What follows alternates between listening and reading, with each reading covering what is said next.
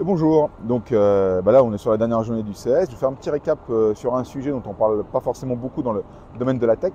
C'est tout ce qui est l'inclusion et la diversité, mais côté handicap, avec notamment beaucoup de solutions, je trouve, sur cette édition du CS 2024 à Las Vegas, autour de l'accompagnement des personnes avec des déficiences visuelles, que ce soit des cannes connectées, des applications de smartphone. Donc je vous ai déjà parlé de la startup Orion par exemple avec la reconnaissance d'image, mais aussi pour le handicap physique avec une start-up coréenne qui permet de faire un home trainer en fait pour fauteuil roulant et permettre aux personnes handicapées en fauteuil de s'entraîner physiquement et ainsi de suite. Donc je trouve ça assez intéressant.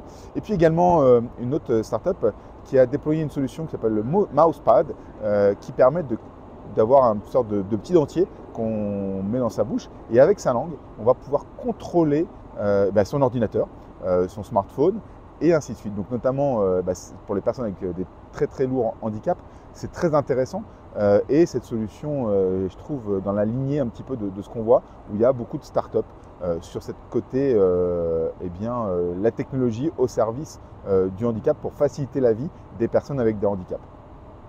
L'autre point que j'avais évoqué hier avec le métaverse en Corée, c'est le métaverse mais industriel. On a vu Siemens qui présente ça évidemment pour tout ce qui est simulation au niveau médical par exemple, mais aussi industriel. Tout ça boosté avec de l'intelligence artificielle évidemment qui permet de définir ces simulations-là et de voir ce qu'il en est. Et également, bien dans cette continuité, c'est toutes les solutions autour de la VR, de la réalité augmentée, beaucoup de lunettes connectées. Alors des lunettes connectées qui vont sur un gap très très large, que ce soit pour amplifier le son, notamment pour les personnes avec des problèmes d'audition, ou tout simplement voir en réalité augmentée des informations. Et je pense que les annonces d'Apple dans ce sens-là, évidemment, ont boosté l'industrie de se relancer sur ce sujet-là. Allez, ciao!